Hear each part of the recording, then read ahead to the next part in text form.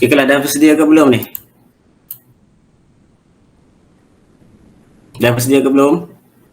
Dah. Boleh buka je mic dah. Dah cikgu.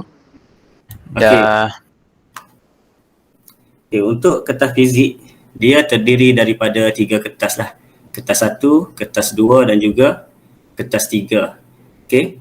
Kertas 1 ni dia terdiri daripada 40 soalan. Okey. Soalan objektif.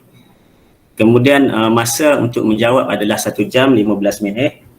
Dan untuk kertas 2 pula dia terdiri daripada 3 bahagian. Bahagian A, bahagian B, bahagian C, yang mana bahagian A ni dia terdiri daripada 8 soalan struktur, 2 soalan esei, dan bahagian C ni 1 soalan esei lah. Cuma bahagian B dia boleh pilih, dia ada 2 soalan, awak pilih salah satu saja dan markah dia adalah 100 markah. Okey. Kemudian kertas 3 ni awak kena ada ujian amali. Dan untuk pengetahuan para pelajar sekalian, kertas 3 ini dia kali pertama kita laksanakan pada tahun ni. Pelajar dia kena buat amali lah, kena buat eksperimen dalam makmal. Okey. So saya akan menerangkan untuk kertas 2 macam mana teknik dan cara yang betul untuk menjawab kertas 2, dan Cikgu Hadi nanti dia akan menerangkan tentang kertas 3 lah.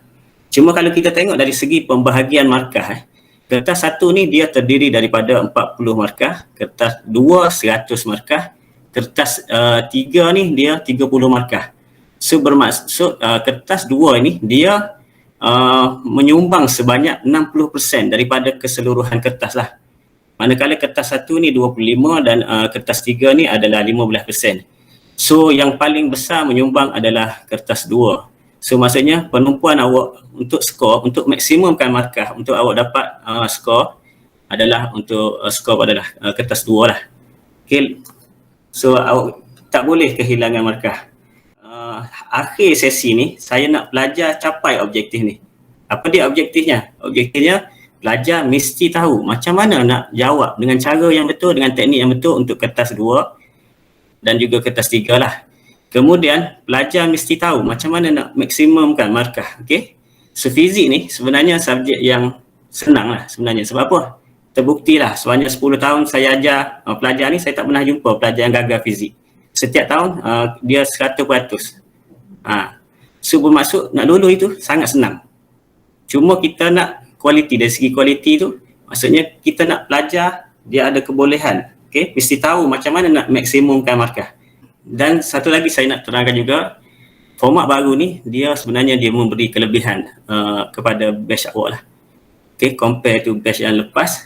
Sebab yang pertama dari segi kertas 1 ni dia kurang kalau ikut sebelum ni dia 50 soalan.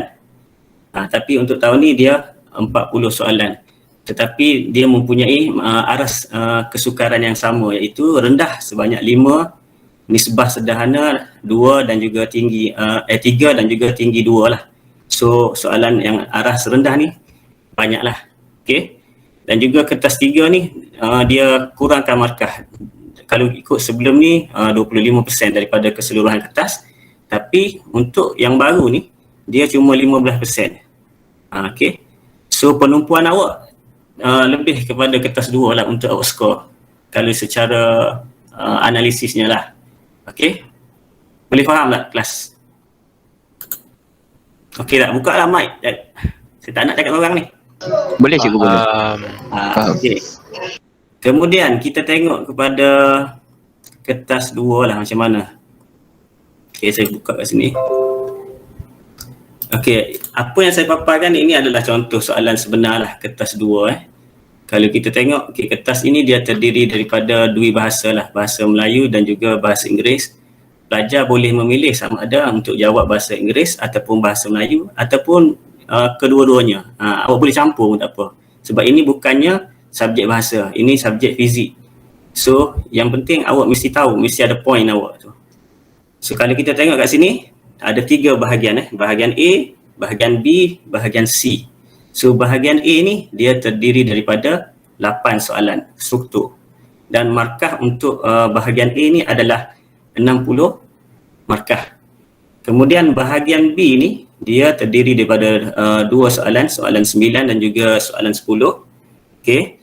Sini awak pilih satu, maka dia akan menyumbang markah sebanyak 20 markah, dan bahagian C ni dia juga menyumbang sebanyak 20 markah. Bahagian C ni adalah soalan yang wajib awak jawab lah, dia tak ada pilihan. So yang boleh pilih adalah bahagian B lah. Okey. So pada muka surat yang pertama, kedua lah, dia akan bagi senarai eksperimen. Okay, the following information may be useful. The symbol have their usual meaning. So dia akan bagi sebanyak 35 formula. Sebab tu awak tak perlu hafal pun sebenarnya formula. Cuma awak kena faham macam mana nak guna. Okay, dan kalau dia bagi satu problem, awak mesti tahu formula mana yang nak digunakan. So awak punya sebenarnya apa yang awak perlu tahu sebenarnya adalah macam mana kita nak memilih formula yang betul bagi soalan yang diberikan lah. Okay, dan soalan fizik senang je. Okay, dia akan bagi semua, contohnya dia suruh soalan yang berkaitan dengan acceleration. Okay, nombor satu ni pecutan sama dengan laju akhir tolak laju awal bahagi dengan masa. So dia akan bagi semua maklumat, contohnya dia bagi acceleration, dia bagi masa, dia bagi laju akhir. Satu je dia tak bagi, iaitu laju awal, dan mesti yang tu lah yang dia akan tanya. So dia akan bagi maklumat, dan dia akan satu tu dia tak akan bagi maklumat untuk awak cari. So awak kena ada kebolehan untuk menggunakan formula lah dan memilih formula yang sesuai. Okay, cuma nanti awak boleh check lah formula mana yang tak ada, sebab dia tak semua ada lah kat sini. Okay, ini macam formula yang umum lah. Okay, kemudian kita tengok, okay, ini adalah bentuk-bentuk soalan bahagian A lah. So bahagian A ni dia terdiri daripada 8 soalan struktur yang terdiri daripada 60 markah lah. Okay, so awak kena jawab, okay, semua soalan. Ini adalah contoh-contoh soalan lah. Soalan dia senang saja, tengok. Dia tanya kan, state the meaning of the scalar quantity.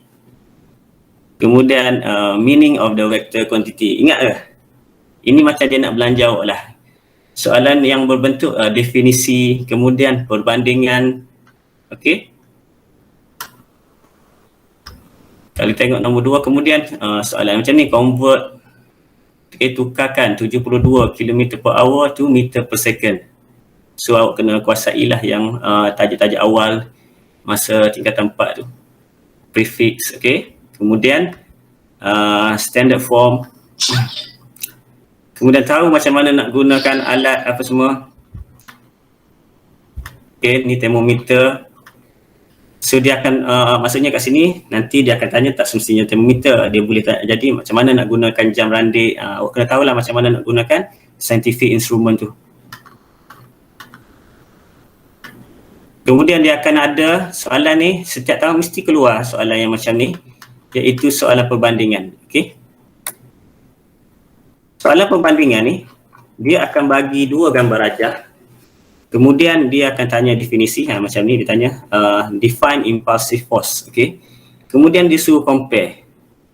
Okay, so pernah satu tahun tu, soalan compare ni, dia masuk sampai 25%. Yang menyumbang daripada 100% untuk kertas 2. So sangat banyak, dan soalan macam ni sebenarnya sangat senang lah. Sebab kadang-kadang soalan compare ni orang yang tak belajar fizik pun dia boleh jawab. Mana yang lebih besar, awak bandingkan. Mana yang lebih kuat, awak bandingkan based on gambar rajah saja. So orang yang tak belajar fizik pun dia boleh jawab sebenarnya soalan macam ni. Rajah 7 menunjukkan Ali menendang bola, dan rajah 7B menunjukkan Ali sedang menendang batu. Define impulsive force. Saya tanya siapa ni? Nelly. Change of momentum. Ya ke? Dia ada 2 kat sini. Rate of change of momentum. Ya, jangan lupa dia mesti ada rate of change of momentum. Okay, so dia ada 2 daya impas dengan impas sahaja.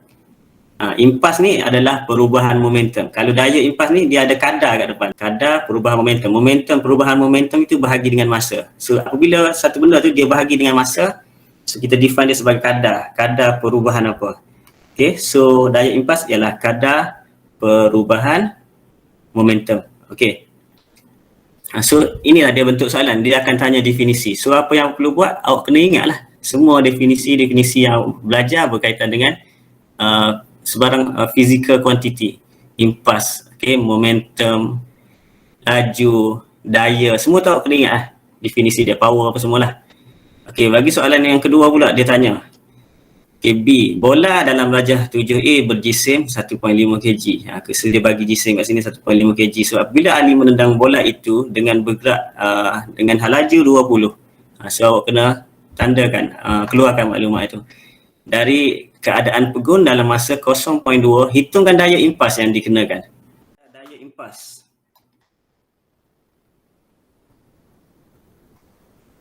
Daya impas F ialah apa dia? Kadar perubahan momentum. Maksudnya perubahan momentum bahagi dengan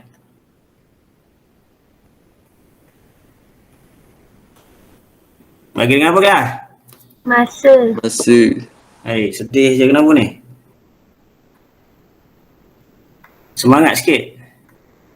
Okey, so daya impas ialah perubahan momentum bahagi masa. Okey. So momentum, apa dia momentum? Kita sambil kita buat ni kita orang kaji. MV tolak MU. Okey.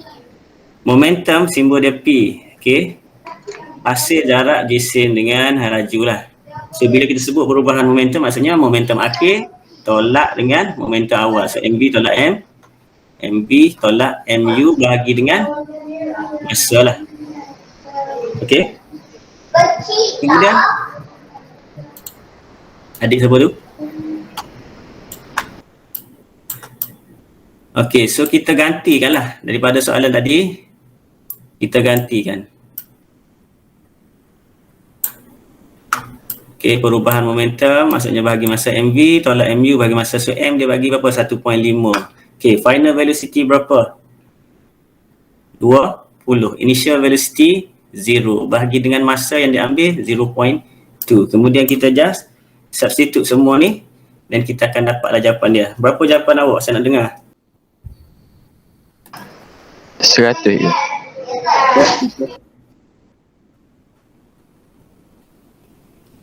Macam mana boleh dapat 100 tu? 150. So jawapan dia 150. So kita just gantikan semua maklumat. Macam saya cakap tadi lah, fizik ni soalan dia bagi semua maklumat, satu maklumat yang dia tak bagi dan yang tak bagi itulah dia suruh cari. So dalam kes ni maksudnya dia bagi semua, dia bagi jisim, dia bagi halaju akhir, dia bagi halaju awal, dia bagi masa. So awak just substitute semua information tu dalam formula tu, baru awak terus dapat jawapan dia. Okay. So kat sini kemahiran awak adalah kemahiran apa? Kemahiran memilih formula, kemudian ganti dan juga kira guna kalkulator. So 1.5 dia punya jisim, halaju akhir dia 20, kemudian halaju awal dia kosong, bahagi dengan masa adalah 0.2 saat, maka awak akan dapatlah 150. Okay, Newton. So awak bila dalam soalan yang melibatkan calculation, okay, pelajar mesti letak ni dia punya unit, okay. Sebab dia kalau tak ada unit dia kira salah. Walaupun mungkin awak akan dapatlah markah untuk jalan kerja sahajalah. So kalau soalan ini 3 markah, mungkin awak akan dapat 2 sahaja. Sebab unit ni dalam fizik ni sangat penting. Okey, kita pergi pula kepada soalan yang seterusnya lah. So dia akan ada soalan definisi, kemudian soalan calculation, kemudian macam yang saya cakap tadi adalah soalan bandingan. Ini soalan bandingan lah. Contohnya, bandingkan masa pelanggaran dalam rajah 7A dengan 7B. So kita tengoklah daripada ni. Okay, kalau kita tengok gambar rajah 7A, Ali dia menendang bola. Kalau 7B, dia menendang batu. Okay, so kita bandingkan dari segi masa, manakah yang mengambil masa yang lama semasa kontak tu? Bola. Bola lah. So awak boleh tulis ayat bandingan kat sini. So kesalahan yang pelajar selalu buat lah, macam soalan ni okey lagi lah. Kalau soalan tu dia bagi nilai, awak letak nilai. Contohnya dia bagi soalan tu dia berkaitan arus. Dia bagi gambar A, kemudian dia bagi arus dia 2 ampere. Gambar B, arus dia 3 ampere. Awak banding. Okay, dia tanya, okay, bandingkan arus dalam dua gambar rajah itu. So apa yang awak buat, awak letak nilai. Okey, gambar rajah A adalah 2 ampere, gambar rajah B 3 ampere. Sebenarnya itu cara menjawab yang salah lah. Macam mana cara yang menjawab yang betul? Awak mesti guna ayat bandingan. Mana yang lagi besar? So awak boleh jawab macam ni lah.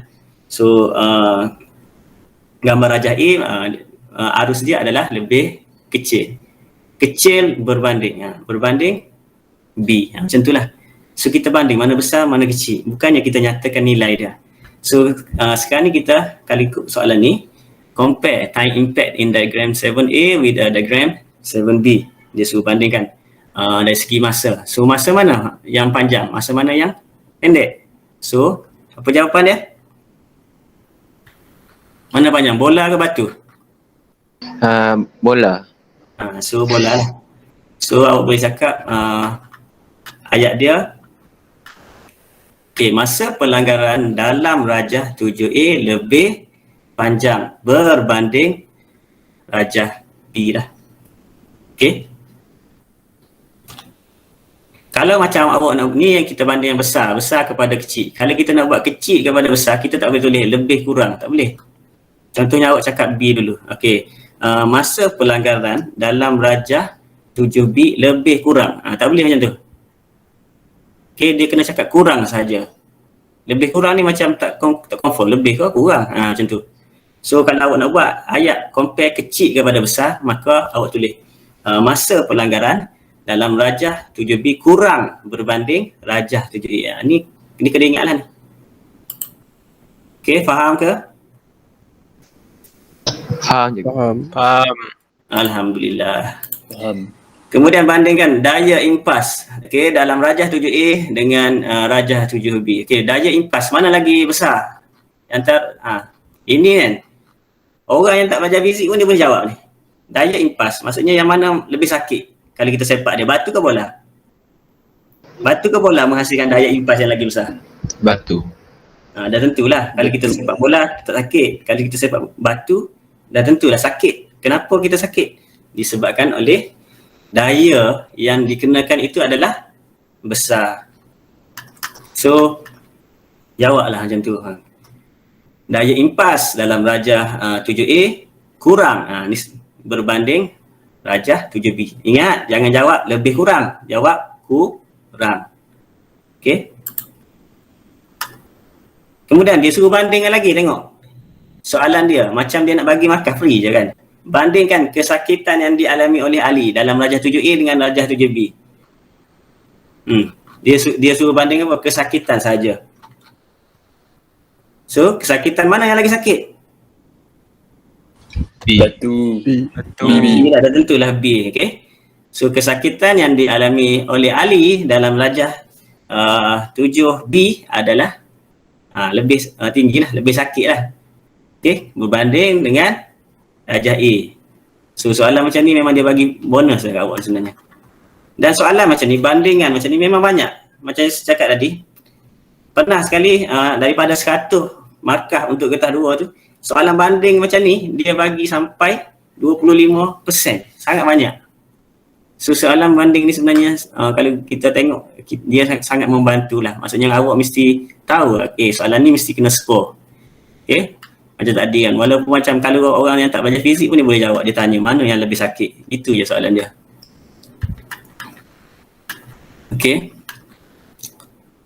Kemudian soalan nombor 8, dia ada calculation macam ni lah. Kita buat yang terpilih je lah. Sebab kita nak fokus lagi bahagian B lah. Bahagian B tu lagi banyak untuk skor markah. Kita pergi ke bahagian B lah pula. So bahagian B ni dia terdiri daripada 2 soalan lah. Soalan 9, 10 lah. Dan setiap soalan tu nilainya 20 markah. Dan pelajar hanya perlu menjawab 1 soalan saja. So kat sini dia akan bagi dua tajuk yang berbeza lah. Dan ini membantu awak lah. Mungkin awak lebih kuasai tajuk yang tertentu compare tu yang soalan yang satu lagi. So awak boleh pilih soalan yang awak kuasai lah. Dan bentuk soalan dia, daripada 20 soalan tu, 10 soalan tu dia lebih kurang struktur lah. Walaupun ini kita panggil dia soalan esei, tapi awak tak perlu jawab dalam bentuk ayat lah. ayat yang panjang macam esei karangan tu maksud saya. So awak jawab dalam bentuk point sahaja. Okey. Dan point dia macam mana? Dia bergantung kepada markah lah. So kalau macam soalan tu 5 markah, maka awak jawab 5 point. Macam tu.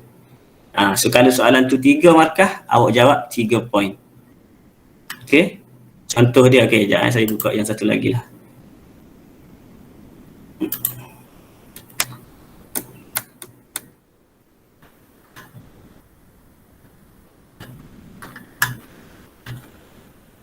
Okey, setakat ni boleh follow lagi ya? Ada mana-mana yang tak faham ke? Boleh tanya sekarang? Boleh. Katakan kalau awak malu ke, awak boleh je WhatsApp saya ataupun WhatsApp Cikgu Hadi tanya. Okey.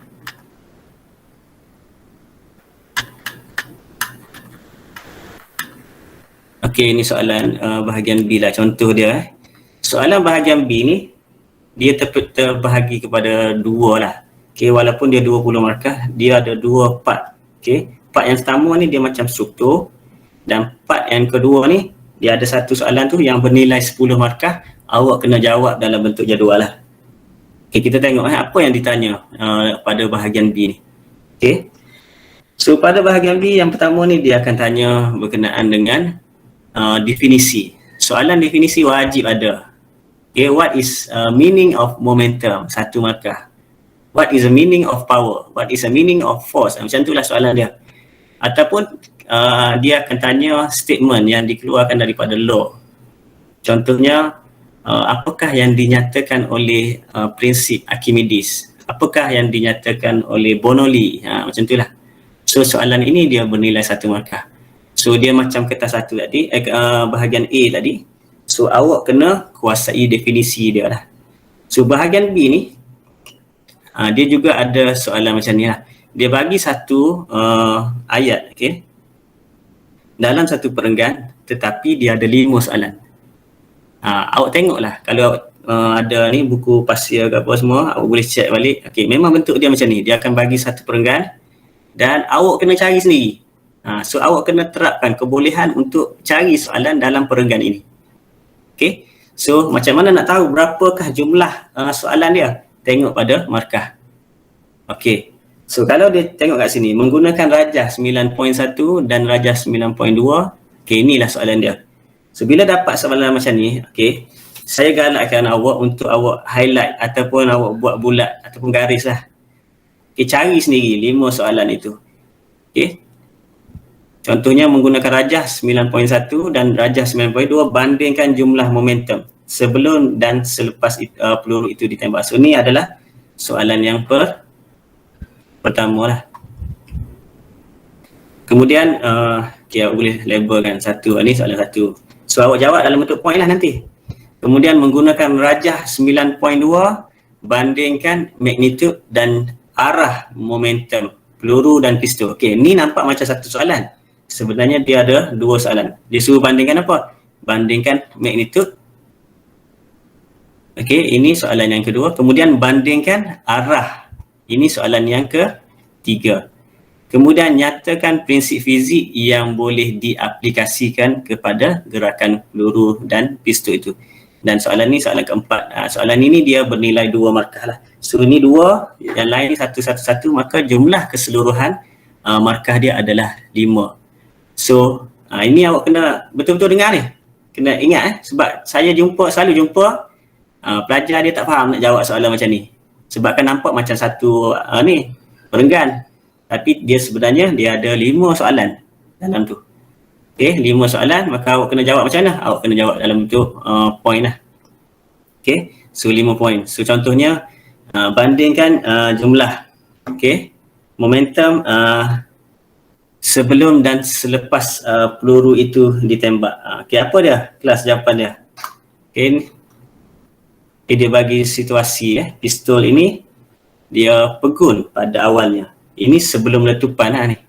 Okay. Kemudian dia tembak, pistol bergerak ke belakang. Okay. Kemudian peluru tu dia bergerak ke depan. Kemudian soalan yang pertama tadi dia tanya apa dia? Bandingkan jumlah momentum dan sebelum dan selepas peluru itu ditembak. Apa jawapan dia kelas?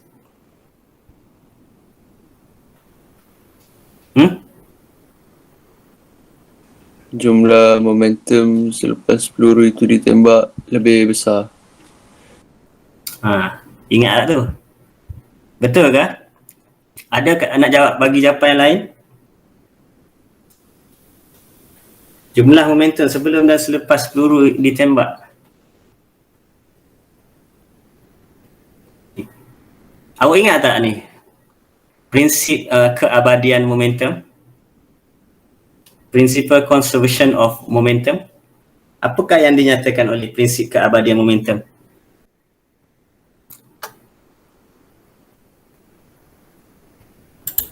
Sudah. Boleh kelas? Ingat tak momentum? Okay, momentum. First awak belajar dia punya definisi dia. Okay, momentum ni ialah hasil darat, jisim dan hal laju. Kemudian momentum ni dia terdiri daripada dua. Okay, letupan dan juga pelanggaran. Kemudian pelanggaran ada dua, pelanggaran kenyal dengan pelanggaran tak kenyal. Kemudian awak belajar prinsip conservation of momentum. Dia menyatakan bahawa momentum ini dia terabadi. Bermaksud jumlah momentum sebelum dan selepas pelanggaran ataupun letupan adalah sama. So bila dia soalan tanya bandingkan jumlah momentum sebelum dan selepas ditembak adalah sama.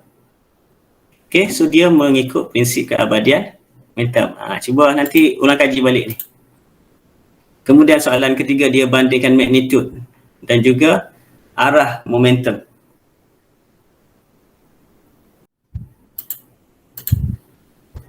Okey, tak apalah. Yang penting awak mesti tahu macam mana nak jawab soalan ni. So dia ada perenggan, awak kena pilih soalan, cari soalan, pastikan awak kena ada 5 poin mengikut 5 markah. Untuk bahagian B ni, dia akan ada satu soalan yang mana soalan itu dia bernilai 10 markah. Okey. So yang ni sediakan kertas Saya nak jawab dengan saya sama-sama. Okey, awak tengok bentuk soalan dia. Okey, rajah 9.3 menunjukkan struktur sebuah enjin jet bagi sebuah kapal terbang yang kecil. Okey, ini gambar rajah dia terdiri daripada compression blade bahagian depan, kemudian dalam di tengah-tengah ni ada satu combustion chamber, tempat pembakaran, kemudian ada turbine blade yang mana dia blow gas lah dan keluar melalui nozzle, kemudian dia ada pemancuk bahan api lah maknanya. Okay. Soalan dia, tengok anda dikehendaki memberi beberapa cadangan untuk membaiki reka bentuk enjin jet itu supaya enjin jet itu boleh digunakan pada sebuah kapal terbang yang lebih besar dan bergerak laju. So awak diminta untuk mengubah suai. Okey, soalan ini kita panggil soalan pengubah suaian lah. Terangkan cadangan yang merangkumi aspek yang dilabelkan. Okey, so dia suruh awak terangkan setiap aspek ni. Okey. So ini adalah cara yang mudah lah saya ajar. Okey, untuk jawab soalan macam ni, benda pertama awak kena buat jadual. Okey, jadual ni macam ni lah. So satu ni, belah kiri ni kita buat dia punya pengubah suaian yang kita nak buat adalah. Kemudian bahagian kanan ni kita jawab dia punya penerangan ataupun explanation. Okey, ini untuk soalan yang bernilai berapa markah? 10 markah. Awak mesti jawab. Soalan pengubah suaian mesti buat jadual untuk memudahkan awak lah sebenarnya. Kemudian pastikan dia ada 5 bahagian lah untuk awak isi. Okey, pengubah suaian ni ada 5 beserta dia punya penerangan. 1, 2, 3, 4, 5. Kenapa 5? Setiap satu ni nanti dia akan bernilai 1 markah lah. So kat sini ada 10 kotak kosong. Kalau awak isi dengan betul, maka awak akan dapat markah penuh lah. Iaitu 10 lah. Dan bahagian pengubah suaian ni mesti mengikut aspek yang dia nak. So kalau contoh soalan tadi, okey, dia nak dari segi bilah pemampat, kemudian kebuk pembakaran. Apakah pengubah suaian yang mesti kita buat ke atas kebuk pembakaran tu? Gunakan yang besar ke, yang kecil ke, dan beserta dia punya penerangan dia. Okey. So sekarang ni saya nak awak buat jadual macam ni. Pengubah suaian dan penerangan, dan setiap aspek ni awak cuba jawab lah. gunakan, cuba kita jawab sama-sama. Okey, sekali ni kita gunakan kaedah jadual. Sebab sebelum ni saya tengok ada yang jawab dalam bentuk struktur, ada jawab bentuk esei, buat ayat panjang. So sekarang ni saya nak awak biasakan dengan kaedah yang macam ni lah. Okey, kita pergi yang aspek yang pertama. Dia punya ni, compression blade dia. Kita nak size macam mana? Besar ke kecil? Ataupun kita boleh cakap bilangan blade tu. Increase the number of blade. Okay. Increase the speed of blade. Increase the size of blade. Ini saya sendiri jawab ni. Okay. So yang pertama tu kita increase. Tingkatkan size blade. Ataupun menggunakan kipas yang bersaiz besar. Okey, untuk apa? Kenapa kita nak guna kipas yang bersaiz besar? Supaya dapat sedut lagi banyak udara. Pandai. Siapa yang menjawab tu? Kawan saya. Oh, kawan awak Pandai kawan awak. So, kita dapat menyedut lebih banyak udara lah. So, udara ni dia perlu untuk apa? Untuk pembakaran So, udara tu dia mengandungi oksigen dan dia lebih membantulah untuk pembakaran. So, kat sini awak akan dapat 1 markah. Kemudian untuk penerangan tadi, betul, dapat lagi 1 markah. Okey. Kemudian yang kedua, dari segi combustion chamber, kebuk pembakaran. Kita nak yang macam mana? Besar. Okey, betul. So, kebuk pembakaran dia mesti besar. Sebab apa? Kenapa kita nak besar? Okey, besar. Nada jawab besar ni. Okey, betul. So, jawablah betul-betul ayat kat sini. Kebuk pembakaran yang digunakan adalah besar. Reason dia apa? Lebih banyak oksigen masuk untuk pembakaran. Okey, so bila dia ruang dia besar, maka lebih banyak pembakaran berlaku lah compare to yang kecil. Okey, so jawab, dapatlah 1 markah, ada 4 markah kat sini. Okey. Kemudian yang seterusnya, bilah turbin ni gunakan bahan yang kuat lah. Okey, contohnya bilah turbin diperbuat daripada bahan yang kuat. Lebih baik awak nyatakan lebih spesifik pun lagi bagus lah. Contohnya gunakan steel ke apa ke. Okay. So bila dia kuat maksudnya dia tahan tekanan tinggi oleh gas tu lah. So ni awak dapat 1 markah. So penerangan awak nanti betul, awak dapat lagi 1 markah. Okay. Tahan tekanan tinggi contohlah. Okay, lebih mudah nampak kan berbanding kalau awak buat dalam bentuk ayat. Kemudian yang lagi seterusnya fuel injector, pemancut bahan api. So bahan api ni dimasukkan melalui sini lah. Kalau kita tengok kat sini dia cuma ada 1 fuel injector. So kat sini awak boleh tambah lah. Increase the number of fuel injector. Reason dia lebih banyak bahan api dapat dimasukkan. Okay. Kemudian seterusnya nozzle, kita guna size nozzle yang kecil. Okay. Bila size nozzle kecil, maksudnya dia akan memancarkan bahan api dengan lebih laju lah. Okay. Macam awak ni lah, contohnya awak ambil pipe, awak siram air. Okay. So macam mana awak nak bagi air tu laju? Awak kecilkan, awak tekan. Okay. Pipe tu, getah pipe tu awak kecilkan. So air tu pun dia terpancuk dengan laju. Sama juga dengan nozzle ni. So nozzle ni size dia mesti kecil supaya dia dapat memancukkan gas itu dengan lebih laju lah. Okay, katakan itu betul-betul semua. Awak dapat berapa markah? 10 markah lah. Okay, so mesti ada 2 bahagian, pengubah suaian dan juga penerangan, dan setiap satu ini dia ada 5 isi lah. Okay. Cikgu, Ya, kalau tiba-tiba English kita lost, boleh guna bahasa Melayu ke? boleh. Ini bukan subjek bahasa. So awak Maksudnya gunakan- kalau separuh tu macam kita dah buat bahasa English kan. Lepas ya. tu kalau Melayu dia, kena buat semua sekali Melayu. Tak boleh. Oh Sebab boleh contohnya awak tak tahu benda tu, satu perkataan tu dalam bahasa Melayu contohnya. Awak jawab dalam bahasa Inggeris pun boleh. Awak boleh campur sebab kita tak nilai dari segi bahasa awak. Kita Okey, nilai okey. dari segi apa? Cikgu. Kita nilai dari segi kefahaman awak dari segi fizik itu sendiri. So bahasa tu cuma perantara je. Ilmunya fizik, macam tu lah ibaratnya. Okay. Ingat balik kita punya objektif kita apa dia? Mesti tahu teknik menjawab ni, cara dia. So mulai hari ni awak kena ingat bahagian B, bahagian C, essay, awak tak boleh jawab dalam bentuk essay yang betul-betul macam karangan BMBI tu. Awak mesti jawab dalam bentuk point. Okay, fizik ni satu benda ni sangat organize tak perlu kita nak serabutkan diri, kita jawab dalam bentuk point ataupun dalam bentuk jadual macam ni. Okay, janji ada dia punya isi dia. Okay, okay, itu maksudnya bahagian B. Macam mana nak skor kat situ? Yang soalan yang bernilai 10 markah, maka awak kena buat jadual lah. Okay, supaya lebih tersusun. Okay, itu cara yang terbaik lah setakat ni. Kemudian sama juga kalau kita tengok ni 10 nombor 9 dengan nombor 10 tadi tu adalah soalan pilihan.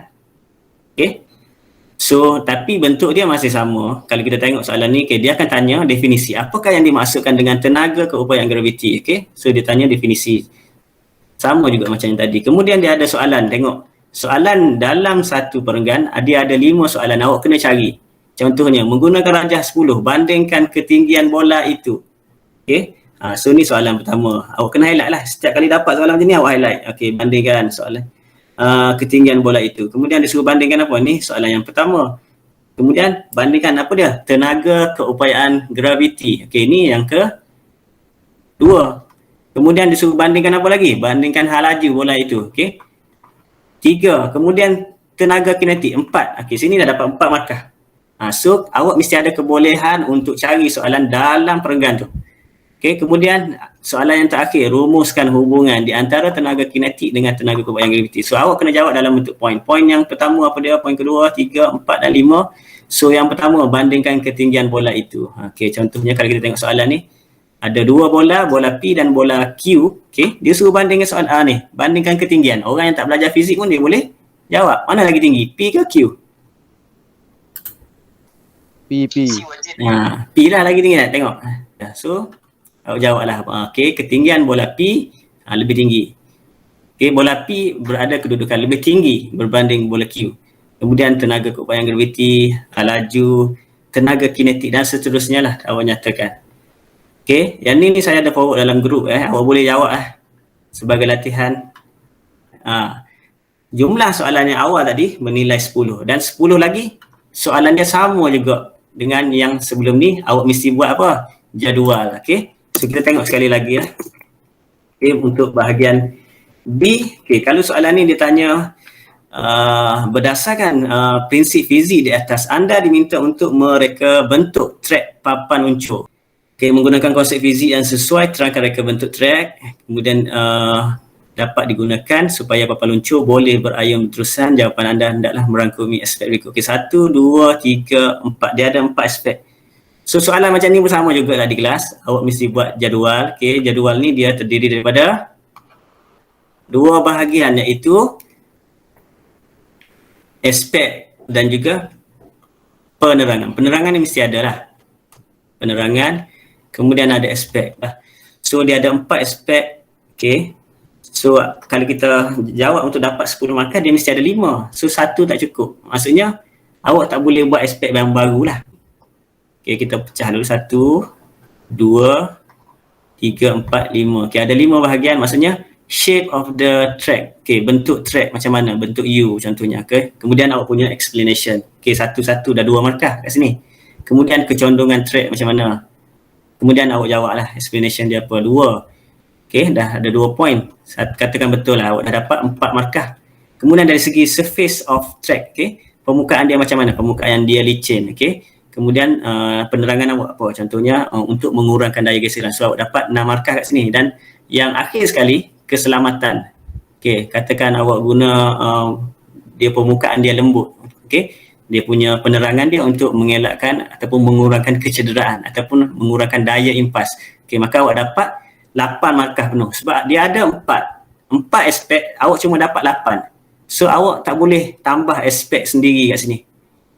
Okay, walaupun dia tak bagi 5, 4 aspek ni awak boleh jawab 2 kali contohnya. Okay, faham tak? So mungkin dari segi keselamatan ni awak boleh jawab 2. So dia masih lagi mengikut 4 aspek ni lah. So awak tak boleh tambah aspek baru lah. Okay. So safety dia awak boleh jawab 2 lah. Okay, macam tadi mungkin menggunakan lantai yang lembut, okay, untuk mengelakkan kecederaan. Okay. Jadi, Ataupun awak boleh pilih lah. Ya. Yin, ada 4 soalan dekat sini. So jadi adakah pelajar ni perlu menjawab ke empat-empat tu mesti ada dan pilih salah satu, ataupun dia hanya jawab 3, dia maksudnya nak cukupkan 5, macam tu. Dia mesti jawab 5. Yalah maksudnya Kalau kat sini dia ada 1, 2, 3, 4 aspek. Tapi jawapan dia mesti ada 5 juga.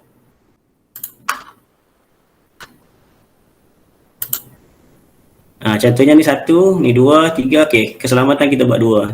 5 cukuplah 5. Sama macam yang tadi ni kan ada 5 ni. 1, 2, 3, 4. Okey, 5. So yang keselamatan tadi tu boleh buat 2 lah. Okey, mungkin boleh dibuat penghadang ke untuk elakkan daripada keluar. Okey. Faham tak? Faham ikut. Ada apa-apa nak tanya setakat ni? InsyaAllah tak ada. Okay. Dan yang bahagian yang terakhir lah. Okay, bahagian C. So bahagian A dia ada 60 markah. Bahagian B 20 markah. Jadi 80. Maka bahagian C ni 20 lagi lah untuk cukupkan jadi 100 markah. Okay, bahagian C ni dia ada cuma 1 soalan saja. Dia tak ada pilihan. Okay. So soalan ni dia membezakan pelajar yang cemerlang dengan pelajar yang biasa lah. So awak kalau pelajar cemerlang dia mesti berjawab lah. Dia tak ada pilihan lain. Dia kena jawab juga macam ni. So soalan dia sebenarnya dia lebih kurang pada bahagian B lah. Okay.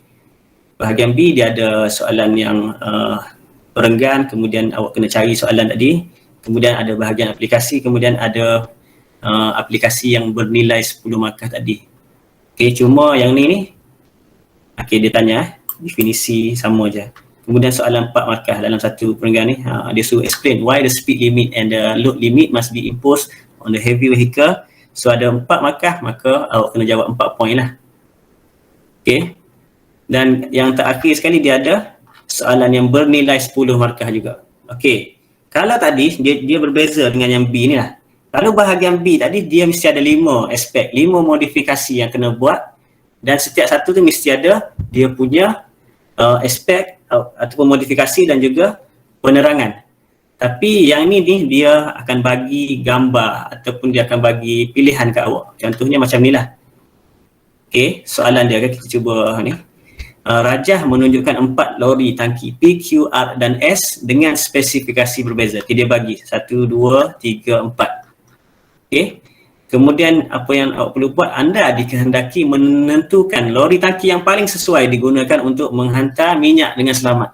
Kaji spesifikasi keempat-empat lori itu. Maksudnya awak perlu pilih daripada 1, 2, 3, 4 ni, P, Q, R, S ni, pilih satu. Yang mana yang terbaik, kemudian awak kena terangkan. Okay. So bila dapat soalan macam ni, awak pilih dululah. Saya cadangkan awak pilih dulu. Okay, awak rangka jawapan dulu. Kemudian awak buat dalam bentuk jadual juga. Okay, soalan macam ni sama juga. Buat dalam bentuk jadual. Cuma kali ni, kalau tadi jadual dia ada 5, modifikasi dia ada 5, aspek dia ada 5. Tapi bagi soalan bahagian C ni, dia cuma ada 4 sahaja. Okay, so awak kena buat jadual macam ni. Okay. So, aspek dia terdiri daripada aspek dan juga penerangan dia. Dan tengok, dia ada 1, 2, 3, 4 bahagian. Kalau ikut yang sebelum ni dia ada berapa? Ada 5. Bahagian B ada 5. Okay. So, setiap satu kotak yang kosong ini dia bernilai 1 markah. Bermaksud dia ada 8 markah. Belum cukup lagi dari 10. Markah dia 10 tapi kat sini ada 8. Mana 2 lagi? 2 lagi awak kena tulis kat bawah ni adalah kesimpulan dia. Okey. Saya pilih apa? Lepas tu kerana apa? Itu bernilai 2 markah. So cukuplah 10 markah. So dia nampak cara dia hampir sama dengan bahagian B yang bernilai 10 markah. Cuma dia lain sikit lah. Kalau bahagian B 5 aspek, bahagian C ni dia 4. Okay. Sekarang ni kita cuba jawab lah soalan ni untuk lebih menyelami lah bentuk dia. Okay, so bila dapat soalan macam ni kan, dia suruh pilih PQRS dengan spesifikasi yang berbeza. Dia nak pilih lori yang mana yang sesuai digunakan untuk menghantar minyak dengan selamat. So step yang pertama awak pilih dulu.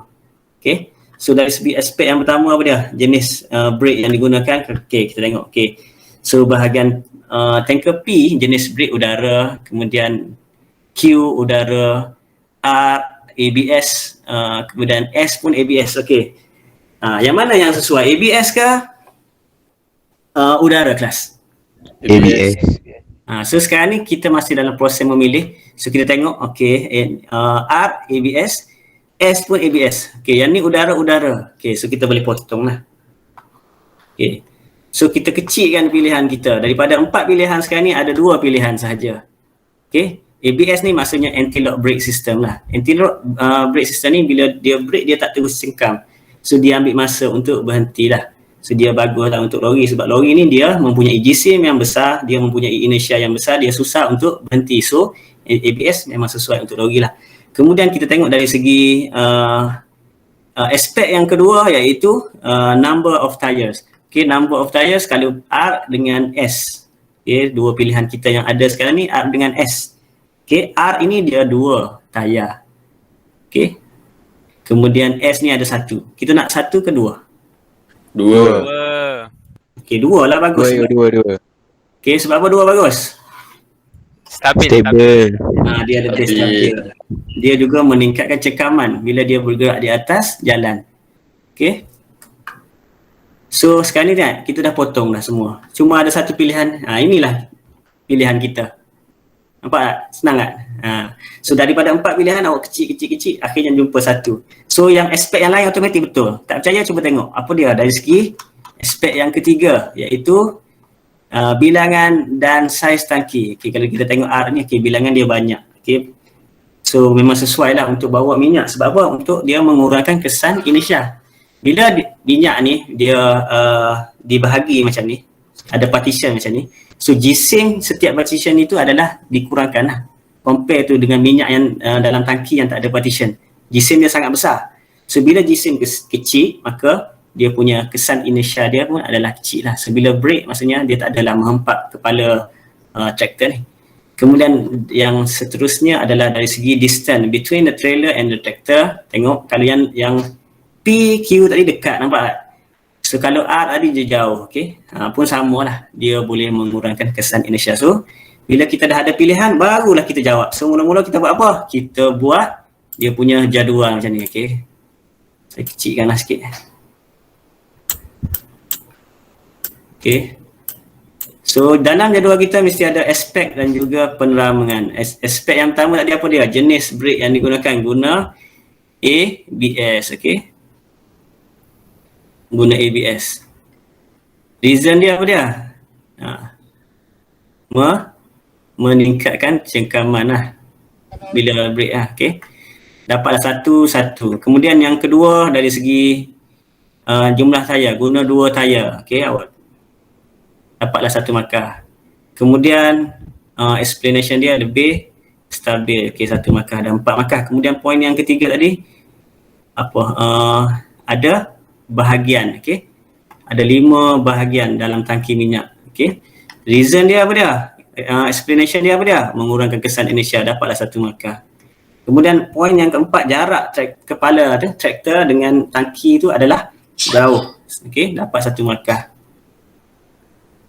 Dia punya penerangan dia apa dia? Untuk mengurangkan kesan inertia. Kalau kita tengok bahagian penerangan ni ada 2 jawapan yang berulang. Kalau poin yang ketiga dengan poin yang keempat, dia punya reason dia sama iaitu mengurangkan kesan inertia. Kalau bahagian penerangan, dia tak apa kalau dia berulang.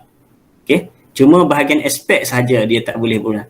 Okay? Sebab aspek dia dia berbeza, tapi mungkin pengubahsuaian terhadap aspek itu dia mendatangkan kesan yang sama. Maksudnya dia punya explanation dia boleh jadi sama. So kalau explanation sama, okey lah.